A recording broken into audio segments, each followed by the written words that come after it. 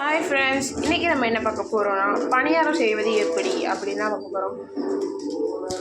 பணியாரத்துக்கு தாளித்து ஊற்றுறதுக்காண்டி ஒரு கடாயில் கொஞ்சமாக எண்ணெய் ஊற்றிக்கோங்க. கடுகு கொஞ்சம் சேர்த்துக்கலாம், உளுந்து கொஞ்சமாக சேர்த்துக்கலாம், கருவேப்பிலை கொஞ்சம் சேர்த்துக்கலாம், பட்டை மிளகாய் 2 சேர்த்துக்கலாம், வெங்காயம் கொஞ்சம் சேர்த்துக்கலாம், பெரிய வெங்காயம் 2 நறுக்கி வச்சுக்கோங்க, அதையும் சேர்த்துக்கலாம். வெங்காயம் நல்லா பொன்னிறமாக வரட்டும். தேவையான அளவு உப்பு போட்டுக்கலாம்.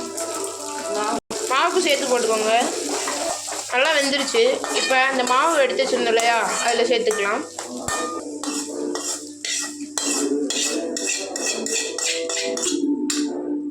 சேர்த்தாச்சு, நல்லா கிண்டி விட்டுக்கலாம். ஊற்றியாச்சு. ஒரு 10 நிமிஷம் நம்ம வெயிட் பண்ணுவோம், அதுக்கப்புறம் சுடலாம் பணியாரம். பணியாரத்துக்கு சட்னி ரெடி பண்ணிக்கலாம். கொஞ்சமாக எண்ணெய் ஊற்றுங்கள்.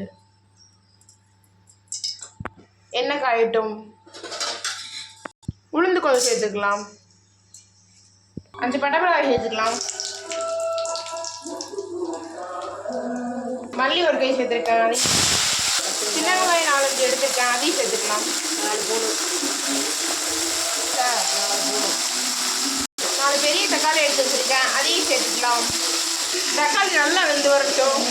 உப்பு தேவையான அளவு சேர்த்துக்கலாம். புளி கொஞ்சமாக சேர்த்துக்கலாம்.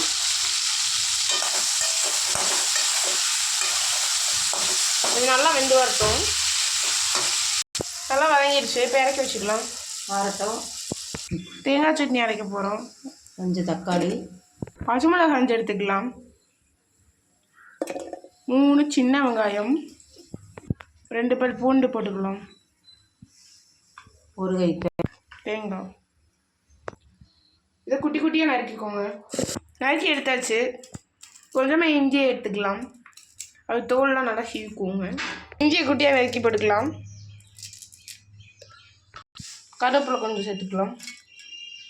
கொஞ்சம் உப்பு சேர்த்துக்கலாம். இப்போ அரைச்சி எடுத்துக்கலாம். நல்லா பொட்டுக்கடலை கொஞ்சம் சேர்த்துக்கலாம். தேங்காய் சட்னி ரெடி ஆகிடுச்சு. இப்போ தக்காளி சட்னி அரைச்சி எடுத்துக்கலாம். நல்லா பேஸ்டாக்கி வைங்க, அப்படியே நல்லாயிருக்கும். சட்னி நல்லா அரைச்சி எடுத்தாச்சு. இப்போ இதை தாளிச்சுக்கலாம். எண்ணெய் ஊற்றிக்கலாம். கொஞ்சம்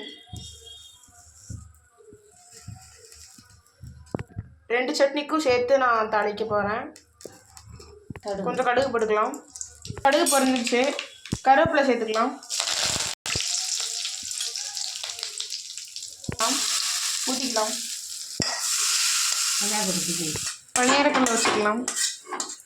இப்போ பணியாரம் சுட போகிறோம். எடுத்து வச்சுருந்ததை கொஞ்சம் கொஞ்சமாக ஊற்றிக்கலாம். முதல்ல மாவு ஊற்றுறதுக்கு முன்னாடி எண்ணெய் கொஞ்சமாக ஊற்றிக்குங்க.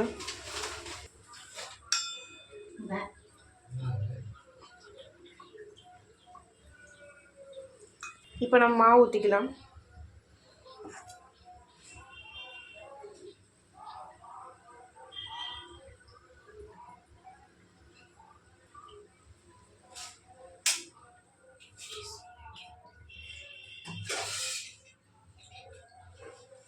ஊற்றியாச்சு. இப்போ நல்லா வேகட்டும். நம்ம மூடி வச்சுக்கலாம்.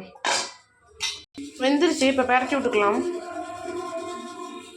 திருப்பி விட்டாச்சு. இது நல்லா வேகட்டும், அதுக்கப்புறம் நம்ம சாப்பிடலாம். வெந்துருச்சு, எடுத்துக்கலாம். இப்போ